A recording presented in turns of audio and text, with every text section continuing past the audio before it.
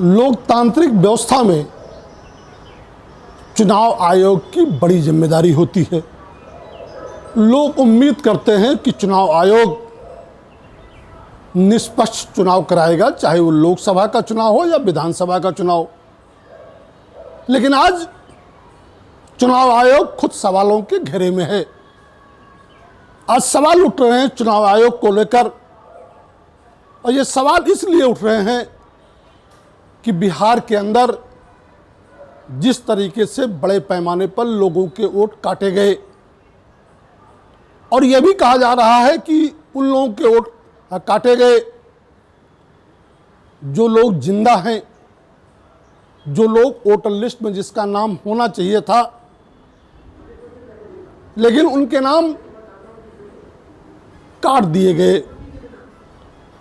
एक राज्य में 65 लाख लोगों के वोट काटे जाने का मतलब यह है कि चुनाव आयोग की कार्यशैली पर सवाल तो उठेगा ही।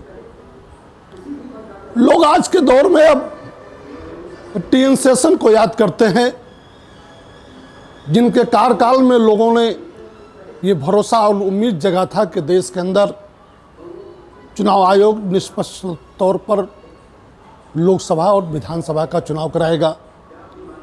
लेकिन मौजूदा जो चुनाव आयोग है उसकी भूमिका पर सवाल खड़े हो गए हैं।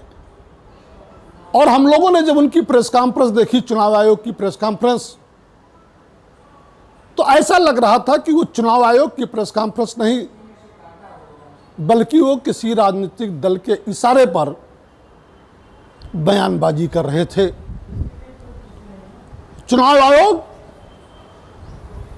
को अपना विश्वास अर्जित करने के लिए इस देश के अंदर निष्पक्ष चुनाव कराना चाहिए, जो उसकी जिम्मेदारी है, और चुनाव आयोग अपनी जिम्मेदारियों से भाग नहीं सकता। बिहार हो या देश के दूसरे राज्य हों, और यह इससे पहले दिल्ली का जब विधानसभा का चुनाव था तो भी बड़े पैमाने पर लोगों के वोट काटे गए थे। बार बार राजनीतिक दलों ने शिकायत की, आम आदमी पार्टी ने विधानसभा वार शिकायत की, लेकिन चुनाव आयोग ने उन शिकायतों को नजरअंदाज कर दिया। चुनाव आयोग अगर अपनी जिम्मेदारी पर खरा नहीं उतरेगा, निष्पक्ष चुनाव नहीं कराएगा, तो चुनाव आयोग की विश्वसनीयता पर सवाल उठना स्वाभाविक है।